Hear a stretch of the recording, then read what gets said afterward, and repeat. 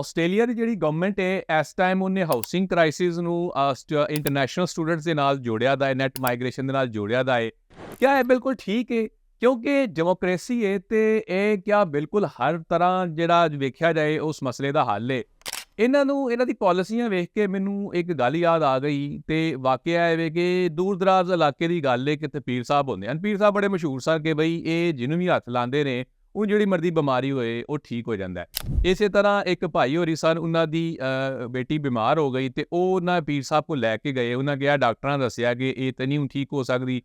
ਪੀਰ ਸਾਹਿਬ ਨੇ ਜਿਹੜਾ ਇਹ ਉਸੇ ਤਰ੍ਹਾਂ ਜੋ ਕਰਦੇ ਸਨ ਉਹਨਾਂ ਨੇ ਹੱਥ ਲਾਇਆ ਤੇ ਉਹ ਠੀਕ ਹੋ ਗਈ, ਜਾਂ ਪਤਾ ਨਹੀਂ ਪਹਿਲੇ ਹੀ ਠੀਕ ਸੀ।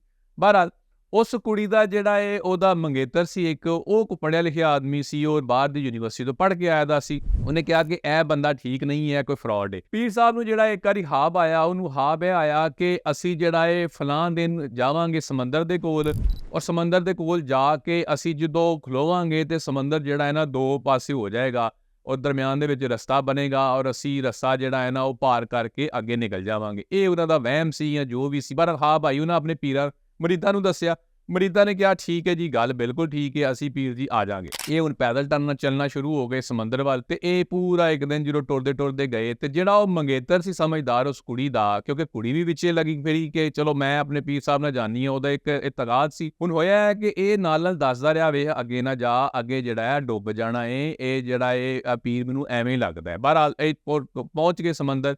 ਪੀਰ ਸਾਹਿਬ ਨੇ ਐਲਾਨ ਕਰ ਦਿੱਤਾ ਕਿ ਅਗਲੇ ਦਿਨ ਜਿਹੜਾ ਅਸੀਂ ਸਮੁੰਦਰ ਦੇ ਵਿੱਚ ਦਾਖਲ ਹੋਵਾਂਗੇ ਔਰ ਅਸੀਂ ਪਾਰ ਕਰ ਜਾਵਾਂਗੇ, ਸਮੁੰਦਰ ਸਾਡੇ ਵਾਸਤੇ ਰਸਤਾ ਬਣਾ ਦੇਗਾ। ਅੱਛਾ, ਹੋਇਆ ਕੀ ਕਿ ਹਾਈ ਟਾਈਡ ਸੀ ਔਰ ਨੈਕਸਟ ਡੇ ਜਦੋਂ ਇਹ ਵੜਨਾ ਸ਼ੁਰੂ ਹੋਏ, ਪੀਰ ਸਾਹਿਬ ਵੀ ਹੋਰ ਮਰੀਦ ਵੀ, ਤੇ ਜਦੋਂ ਇਹ ਕੁੜੀ ਵੀ ਬੜੀ ਤੇ ਇਹ ਜਿਹੜਾ ਬੰਦਾ ਇਹ ਵੀ ਪਿੱਛੇ ਉਹਦੇ ਨਾਲ ਮੰਗੇਤਰ ਉਹਦਾ ਚਲਾ ਗਿਆ ਤੇ ਇਹਨੇ ਫੜ ਕੇ ਲੋਕਾਂ ਨੂੰ ਕੱਢਣਾ ਸ਼ੁਰੂ ਕਰ ਦਿੱਤਾ। ਹਾਈ ਟਾਈਡ ਦੀ ਵਜ੍ਹਾ ਦੇ ਨਾਲ ਕੁਝ ਲੋਕ ਡੁੱਬ ਗਏ ਤੇ ਕੁਝ ਲੋਕ ਬਚ ਗਏ। ਅੱਛਾ, ਹੁਣ ਜਿਹੜੇ ਬਚ ਗਏ ਉਹਨਾਂ ਨੂੰ ਇਹ ਲੈ ਗਏ ਹਸਪਤਾਲ ਤੇ ਉੱਥੇ ਜਿਹੜੀ ਪੁਲਿਸ ਵੀ ਆ ਗਈ। ਹੁਣ ਪੁਲਿਸ ਬੜੀ ਰਵਾਇਤੀ ਹੈ। ਪੁਲਿਸ ਨੇ ਕੀ ਕੀਤਾ, ਉਹ ਇਨਵੈਸਟੀਗੇਟਿੰਗ ਆਫਿਸਰ ਨੇ ਸਵਾਲ ਪੁੱਛਣੇ ਸ਼ੁਰੂ ਕੀਤੇ। ਉਹਦੇ ਜੋ ਉਸ ਮੁੰਡੇ ਕੋ ਆਇਆ, ਮੁੰਡੇ ਨੇ ਇੰਝ ਹੀ ਵਾਕਿਆ ਸੁਣਾਇਆ। ਉਹਨੇ ਕਿਹਾ ਮੈਨੂੰ ਤੇ ਪਹਿਲੇ ਲੱਗਦਾ ਸੀ ਇਹ ਫਰਾਡ ਨੇ, ਔਰ ਇਹ ਜਿਹੜੇ ਫਰਾਡ ਨੇ ਇਹਦੀ ਵਜ੍ਹਾ ਨਾਲ ਲੋਕ ਡੁੱਬ ਗਏ ਨੇ। ਆਈ ਉਹਨੇ ਕੀ ਕੀਤਾ, ਉਹਨੇ ਕਿਹਾ ਨਾ ਵੀ ਨਾ, ਤੇਰੇ ਤੇ ਹੋਏਗਾ ਪਰਚਾ। ਇਸ ਵਾਸਤੇ ਪਰਚਾ ਹੋਏਗਾ ਕਿਉਂਕਿ ਬਾਕੀ ਸਾਰਿਆਂ ਨੇ ਇਹ ਬਿਆਨ ਦਿੱਤਾ ਹੈ ਕਿ ਸਿਰਫ ਇਸ ਮੁੰਡੇ ਦੇ ਕਰਕੇ ਅਸੀਂ ਦਰਿਆ ਪਾਰ ਨਹੀਂ ਕਰ ਸਕੇ, ਔਰ ਅਸੀਂ ਜਿਹੜਾ ਦਰਿਆ ਨਹੀਂ ਪਾਰ ਕਰ ਸਕੇ ਅਸੀਂ ਆਪਣੇ ਪੀਰ ਉਹਨਾਂ ਦੇ ਨਾਲੋਂ ਜੁਦਾ ਹੋ ਗਏ ਹਾਂ ਤੇ ਇਹਦੀ ਵਜ੍ਹਾ ਨਾਲ ਅਸੀਂ ਪਿੱਛੇ ਰਹਿ ਗਏ ਹਾਂ ਤੇ ਉਹਨੂੰ ਹੋਏਗਾ ਪਰਚਾ ਤੇਰੇ ਤੇ, ਕਿਉਂਕਿ ਸਾਰਿਆਂ ਨੇ ਬਿਆਨ ਦੇ ਦਿੱਤਾ ਹੈ।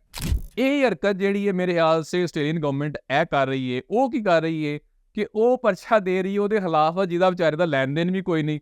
ਮਸਲਨ ਇਹ ਕਹਿੰਦੇ ਨੇ ਕਿ ਵੀ ਹਾਊਸਿੰਗ ਕ੍ਰਾਈਸਿਸ ਜਿਹੜਾ ਨਾ ਉਹ ਨੈਟ ਮਾਈਗ੍ਰੇਸ਼ਨ ਦੀ ਵਜ੍ਹਾ ਨਾਲ ਹੋਇਆ ਤੇ ਫੜ ਜਿਹੜੇ ਨੇ ਇੰਟਰਨੈਸ਼ਨਲ ਸਟੂਡੈਂਟ, ਇਹਨਾਂ ਦੀ ਸਕੂਟਰਾਈਜ਼ ਕਰੋ, ਇਹਨਾਂ ਨੂੰ ਰੈਗੂਲੇਟ ਕਰੋ, ਯਾਨੀ ਕਿ ਇਹਨਾਂ ਦੇ ਖਿਲਾਫ ਜਾਓ। ਉਹ ਭਾਈ ਜੀ, ਅਗਰ ਤੁਸੀਂ ਹਾਊਸਿੰਗ ਕ੍ਰਾਈਸਿਸ ਦਾ ਜਵਾਬ ਦੇਣਾ ਹੈ ਤੇ ਨਵੇਂ ਘਰ ਬਣਾ ਕੇ ਦਵੋ ਨਾ। ਆਪੇ ਤੇ ਤੁਸੀਂ ਕਹਿੰਦੇ ਹੋ ਕਿ 1.2 ਮਿਲੀਅਨ ਆਇੰਦਾ 5 ਸਾਲਾਂ ਦੇ ਵਿੱਚ ਸਾਨੂੰ ਘਰ ਚਾਹੀਦੇ ਨੇ, ਤੇ ਘਰ ਬਣਾਓ, ਫੜ ਲੋਕਾਂ ਨੂੰ ਪਰਚੇ ਦੇ ਕੇ ਅੰਦਰ ਦਿਓਗੇ ਤੇ ਉਹਦਾ ਕੀ ਬਣੇਗਾ? ਇਸ ਸਵਾਲ ਦਾ ਜਵਾਬ ਮੈਂ ਤੁਹਾਡੇ ਤੱਕ ਛੱਡਣਾ ਵਾ। Follow for more. Thank you.